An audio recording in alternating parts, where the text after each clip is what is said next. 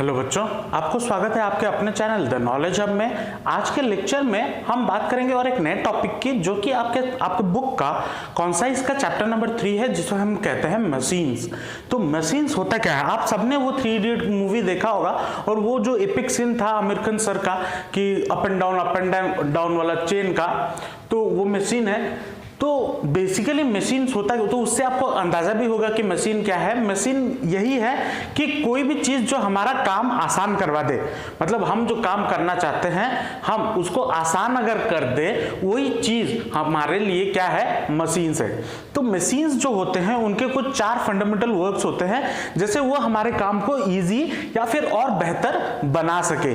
तो क्या होता है कि lifting A heavy load by applying less effort. मान लीजिए कोई भी बड़ा सा ऑब्जेक्ट को उठाने के लिए हमें, मान लीजिए एक बड़ा सा इतना बड़ा पत्थर है, उसे उठाने के लिए बहुत ताकत चाहिए होगी। मैं अकेला या आप अकेला नहीं उठा सकते, तो उसे अकेले, मान लो मेरे पास और कोई नहीं है, तो मैं कैसे उठा सकता हूं? बाय यूजिंग कोई मशीन हो गया या लीवर हो गया, बाय क्रेन हो गया। तो एक स्विच दबाओ तो तुरंत उठ गया। लिफ्ट में इतने जन रहते हो, एक बटन दबाया कुछ सेकंड में ऊपर। तो उसमें जो कौन मदद करता है? हमारा मशीन ही करते हैं। दूसरा क्या आता है? In changing the point of application of effort to a convenient point. For example, आप साइकिल चलाते होगे, तो जनरली जो साइकिल घूमता है वो हमारा जब पहिया रोटेट करता है रास्ते पे, तभी तो हम आगे बढ़ पाते हैं। अब हम क्या पहिया को ऐसे पीछे से घुमाते हैं? नहीं ना, पहिया को तो हम नहीं घुमाते, हम पेडल मारते हैं। और वो जो पेडल है उसमें जो चेन लगा हुआ है वो हमारे पीछे के चक्के के साथ अटैच्ड है। तो हम फोर्स दे कर रहे हैं पेडल पे, लेकिन घूम कौन सा रहा है? पीछे वाला चक्का। तो अपने हिसाब से, हमारे कन्वीनियंट पॉइंट के हिसाब से हम जहां पे फोर्स देंगे वो हम मशीन क्या करेगा? हमारा काम और आसान कर देगा। तीसरा क्या बोला है? In changing the direction of effort to a convenient direction. For example, मान लीजिए मुझे पानी निकालना है नीचे से, मान लीजिए बहुत गहरा पानी है और मुझे ऐसे डायरेक्ट हाथ से ही निकालना है या पानी रस्सी से भी बांध के निकालना है, खींचना है कुआं से, तो भी हमारे हाथों पे बहुत जोर पड़ेगा। लेकिन अगर मैं वहां पे एक पुली सिस्टम लगा दूं या फिर ऊपर एक चक्का लगा दूं जिसके मदद से हम आराम से खींच पाएंगे। जब हम ऐसे नीचे से खींच रहे थे, हमारा लोड यहाँ पे पड़ रहा था, तो जो कि हमें ज्यादा पेनफुल लग रहा था, लेकिन पुली से अगर करेंगे तो वो इजी पड़ेगा। दूसरा होता है क्या? For obtaining A gain in speed. अब मान लीजिए जो एक्सेलरेटर, गेन इन स्पीड हम कैसे कर सकते हैं? मान लीजिए हमारा जो गाड़ी हम चला रहे हैं, अब अगर एक्सेलरेटर मोड़ेंगे नहीं तो वो आगे कैसे जाएगा? और जो एक्सेलरेटर है क्या? वही ही एक मशीन है। तो ये जो मशीन है, जनरली हम उसे क्या डिफाइन कर सकते हैं? मशीन इज ए, क्या बोल सकते हैं? मशीन इज ए डिवाइस जो हमारे काम को हमारे हिसाब से, अपने कन्वीनियंस के हिसाब से अगर हम यूज करें तो वो हमारा जो काम है, जो एफर्ट है, उसे रिड्यूस करवा देगा और जो प्रोडक्ट होगा या फिर जो आउटकम होगा वो हमें मैक्सिमम मिल पाएगा। तो मशीन का डेफिनेशन यही बन के आता है। अब आपके चैप्टर में कुछ टेक्निकल टर्म्स है, जैसे कि load, effort, mechanical advantage, velocity ratio, work input, work output, efficiency and all. अब लोड क्या होता है? देखिए, मान लीजिए मैं हूं भारी भरकम सा, अब मुझे मेरे बच्चे तो नहीं उठा सकते ना, तो अब मेरे बच्चे जब उठाने जाएंगे तो बहुत ताकत लग जाएगी। लेकिन अगर मुझे मान लीजिए एक सीसॉ के एक साइड पे बिठा दिया और दूसरे साइड पे किसी ने खड़ा हो गया, तो मैं उठ जाऊंगा। तो जो सीसॉ के एक साइड पे मैं बैठा था वो ऑब्वियसली, जाहिर सी बात है, वो नीचे दब गया होगा। तो वो वाला जो पार्ट है वो क्या है? मैं जो पार्ट था वो क्या था? लोड था। अब इस तरफ मेरे जिस बच्चे ने इस तरफ फोर्स लगाया और मैं जिसकी वजह से ऊपर उठा, वो क्या हो जाता है? वो होता है आपका एफर्ट। अब ये मैकेनिकल एडवांटेज क्या बोला है? मैकेनिकल एडवांटेज ये है कि अगर अच्छा ठीक है, हम पहले इन सबको समझ लेते हैं क्या क्या है, फिर मैकेनिकल एडवांटेज और थोड़ी देर बाद मैं समझाता हूं।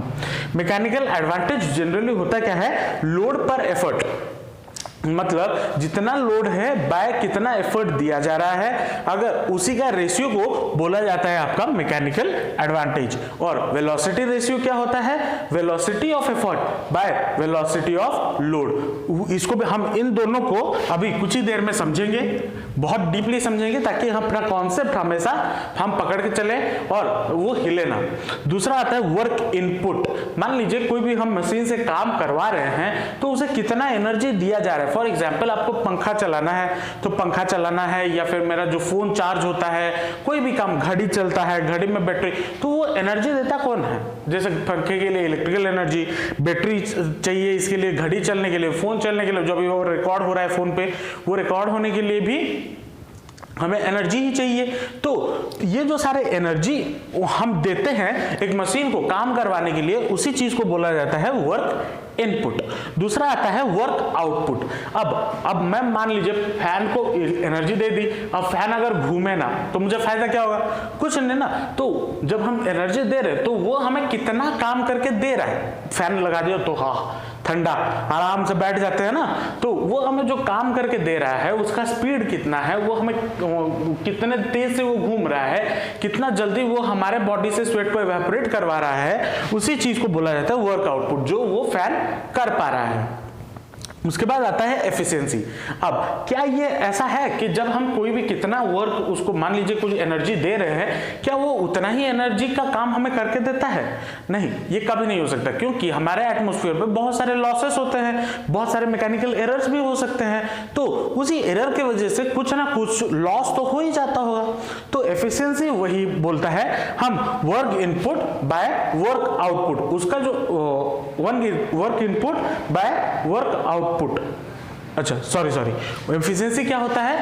Work output by work input, उसे बोला जाता है एफिशिएंसी। जितना हमें काम दे रहा है बाय जितना हम उसे एनर्जी प्रोवाइड कर रहे हैं, तो उसे बोला जाता है एफिशिएंसी। तो ये थे कुछ टेक्निकल टर्म्स जो अभी इस चैप्टर में आपको जरूरत होंगे। तो चलिए चलते हैं, देखते हैं कुछ चीजें जिसको हम समझेंगे, जैसे कि फॉर एक मैकेनिकल एडवांटेज, वेलोसिटी रेशियो और एफिशिएंसी। इसको इन तीनों टॉपिक को हम अच्छे से अभी समझ लेते हैं। तो बच्चों मैकेनिकल एडवांटेज होता क्या है? मैकेनिकल एडवांटेज हम लोड पर एफर्ट का रेशियो को बताते हैं। लोड क्या होता है? अगर कोई ऑब्जेक्ट है, मान लीजिए ऐसा है, ये एक सीसॉ है मान लो, और ये उसका मिड पॉइंट है जिसके अलोंग ये जो रॉड है वो मूव करेगा। अब यहाँ पे एक चीज रखा, मान लो कि 10 kg का, ठीक है, तो ये ग्रेविटी की वजह से नीचे फोर्स लगाएगा, तो ये सीसॉ कैसे हो जाएगा? ऐसे बेंड हो जाएगा ना, ऐसे हो जाएगा। यहाँ पे 10 kg आ गया, उसी चीज को बोला जाता है हमारा लोड। अब जब हम यहाँ पे एफर्ट देंगे तो ये चीज क्या हो जाएगा? ऊपर उठेगा, तो उसी चीज को बोला जाता है एफर्ट। तो लोड पर एफर्ट को बोला जाता है आपका मैकेनिकल एडवांटेज। अब अगर यहाँ पे मैकेनिकल एडवांटेज हमारा 1 से बड़ा हो, मैकेनिकल एडवांटेज हमारा 1 से बड़ा कब होगा? जब लोड हमारा 1 से बड़ा होगा, या फिर अगर फॉर एग्जाम्पल हम ले लें लोड हमारा 2 और एफर्ट हमारा ले लीजिए मान लीजिए 1, मान लीजिए 2 गुना का 2 kg लोड है, लेकिन हम 1 kg का फोर्स उस तरफ दे रहे हैं, तो इधर क्या हो जाएगा? इधर 2/1 तो 2 होता है। तो अगर मैकेनिकल एडवांटेज हमारा 2 से ज्यादा हो या फिर 1 से ज्यादा हो जाए तो वो हमारे लिए कैसे काम करता है? It acts as a force multiplier. मतलब अब अगर हम इधर 1 kg का फोर्स, 1 न्यूटन का फोर्स लगाते हैं, तो ये जो 2 kg का जो ऑब्जेक्ट है वो हम ज्यादा जल्दी ऊपर जाएगा। क्यों? क्योंकि जो हमारा मैकेनिकल एडवांटेज उसी प्रिंसिपल पे बताता है कि अगर हमारा लोड ज्यादा है और एफर्ट कम है तो this machine helps us to do a work which acts as a force multiplier. अब मान लीजिए में हमारा लेस देन 1 है। अब अगर लेस देन 1 हो गया, मतलब इस चीज को उल्टा कर देते हैं, लोड हमारा 1 kg है और हम इसे दे देते हैं 2 kg। अब मान लीजिए इधर 10 kg की जगह पे 2 kg का हमने रख दिया और धड़ाम से हमने इधर फोर्स लगा दिया, तो ये क्या हो जाएगा? ये पूरा उछल के ऊपर चला जाएगा। बचपन में करते थे तो धड़ाम से ऊपर उछल के चला जाएगा, तो उसमें क्या हो जाएगा? गेन इन स्पीड, मतलब ये जो ऑब्जेक्ट था वो बहुत एक्सीलरेशन, बहुत तेजी से ऊपर चला जाएगा। तो अगर मैकेनिकल एडवांटेज हमारा लेस देन 1 हो गया तो उसमें हमें क्या मिल जाएगा? Gain in speed. ये मतलब स्पीड में हमें बढ़त मिल जाएगी। ठीक है, अब अगर मैकेनिकल एडवांटेज 1 हो जाए, मतलब अगर मान लीजिए 2 kg का लोड है और 2 kg का एफर्ट या 2 न्यूटन का एफर्ट ये हम लगा रहे हैं, तो क्या हो जाएगा 2/2, तो which is equal to 1। तो इसमें क्या होगा, इधर हम फोर्स तो लगाएंगे लेकिन इधर ये बैलेंस होकर रह जाएगा। बैलेंस होकर क्यों रह जाएगा, ना ही ये ऊपर चलेगा ना ही ये नीचे जा पाएगा, क्योंकि ना ही हम उतना जोर से फोर्स लगा रहे हैं और ना ही उस फोर्स की वजह से ये ऊपर चला जा रहा है, भाग नहीं रहा, तो उधर ही रहा, तो बैलेंस होकर रह गया। तो उसी को क्या हो जाएगा, चेंज इन डायरेक्शन, मतलब change in direction of effort. Effort जो हम लगा रहे हैं उसका डायरेक्शन चेंज हो जाएगा, लेकिन there will be no gain in force और स्पीड। तो ये था आपका मैकेनिकल एडवांटेज के रिलेटेड जो कॉन्सेप्ट। अब चलते हैं वेलोसिटी रेशियो की तरफ। तो बच्चों अभी हम किसकी बात करेंगे, हम बात करेंगे वेलोसिटी रेशियो की। वेलोसिटी रेशियो क्या है, velocity of effort by velocity of load हम बोलते हैं वीएल। अब वेलोसिटी होता क्या है, डिस्प्लेसमेंट बाय टाइम। अब डिस्प्लेसमेंट क्या है, मान लीजिए एक एफर्ट है, ठीक है, और उसको हम खिसका रहे हैं इस डायरेक्शन में, ठीक है, इसको खिसका रहे हैं, कोई भी चीज को धक्का दे रहे हैं, हम जितना एफर्ट दे रहे हैं अगर वो उतना ना ही खिसके, मान लो इस वॉल को, इस दीवार को मैं धक्का दे रहा हूं, मैं पूरा जी जान लगा दे रहा हूं, लेकिन क्या ये खिसकेगा, नहीं खिसकेगा। तो इधर हम फोर्स तो लगा रहे हैं, मतलब वो वाला केस क्या हो जाएगा, हम फोर्स मल्टीप्लायर का काम तो कर रहे हैं लेकिन जो वो खिसकेगा नहीं, तो उसे बोला जाता है आपका वेलोसिटी रेशियो, मतलब velocity of effort by velocity of load. अगर हम वेलोसिटी ऑफ एफर्ट, मतलब अगर मैं DE बाय टाइम लिख दूं divided by DL displacement by time लिख दूं, तो मुझे क्या मिल जाएगा, DE बाय DL। तो उसे हम बोलते हैं, उसे हम और भी क्या बोल सकते हैं, displacement of effort bye displacement of load. अब मान लीजिए जो VR हमारा 1 से बड़ा हो जाए, 1 से बड़ा कब होगा, जब एफर्ट का डिस्प्लेसमेंट, जो एफर्ट हम दे रहे हैं वो ज्यादा होगा और लोड का जो डिस्प्लेसमेंट है वो कम होगा। ठीक है, मतलब मान लीजिए वो बड़ा सा पत्थर है, हम उसे धक्का दे रहे हैं, कोई मशीन धक्का दे रहा है लेकिन वो बहुत ही कम डिस्टेंस में जा रहा है, बहुत ही कम डिस्टेंस आगे बढ़ रहा है, तो हम बहुत ज्यादा एफर्ट दे तो रहे हैं लेकिन वो जो पत्थर है या फिर वो मशीन बहुत ज्यादा एफर्ट दे तो रहा है लेकिन वो जो पत्थर है या फिर जो भी है वो आगे बहुत कम मूव कर रहा है, तब वो क्या किस काम में आ जाए, वो उस टाइप ऑफ मशीन को हम क्या बोलेंगे, उसको बोलेंगे फोर्स मल्टीप्लायर मशीन। अब जो VR अगर लेस देन 1 हो जाए, अब लेस देन 1 का मतलब हो जाता है कि अगर मान लीजिए यहाँ पे जो एफर्ट है वो मान लीजिए हम 1 लगा रहे हैं लेकिन जो डिस्प्लेसमेंट ऑफ लोड है वो हो जा रहा है 2 पार्ट में, तो क्या हो जाएगा स्पीड में। अब मान लीजिए कोई एक मतलब एक क्या बोले एग्जाम्पल ऐसा लेते हैं कि मान लीजिए मैं ऐसे चलते चलते जा रहा हूं और मुझे पीछे से आके एक क्रेन ने ठोक दिया, ठीक है, अब क्रेन ने ठोक दिया, अब मेरा तो चित्र ही उड़ जाएंगे ना, मैं तो कहीं क्या नहीं रहूंगा क्योंकि वो इतना ज्यादा फोर्स है मैं उसे सस्टेन ही नहीं कर पाऊंगा, तो मेरा तो नामो पता उड़ गया। तो उधर हम मुझे एक स्पीड मिल जाएगा, स्पीड मतलब मैं कहीं पे कहां पे जाके उड़ के गिरूंगा ना, वैसा ही तो होता है। अब मान लीजिए कोई बड़ा ट्रक, 2 ट्रक जब टकराते हैं तो वो तो उधर ही उधर टूट फूट के गिर जाते हैं, लेकिन अगर एक मोटरसाइकिल और ट्रक या फिर ट्रेन लगाए हो जाए कल्याण, तो वो जो गाड़ी वाला होता है, जो बाइक वाला होता है ना, वो उड़ के कहीं पे गिरेगा। या फिर आप साइकिल चला रहे हो, साइकिल और कार का टक्कर हो जाए, साइकिल तो कहां आप कहां ऐसे गिरते हो ना, क्यों, क्योंकि जो डिस्प्लेसमेंट ऑफ द कार है उसका ज्यादा फोर्स है एज कंपेयर टू यू, तो उधर आप लोड हो तो उधर से फोर्स ज्यादा गिरा और तो आप कहीं उड़ के गिर गए, तो उड़ के गिरे तो उसमें डिस्प्लेसमेंट आ गया, तो उसी टाइप ऑफ मशीन को बोला जाएगा गेन इन स्पीड मशीन, या फिर जो हमें स्पीड दिलाने में मदद करता है।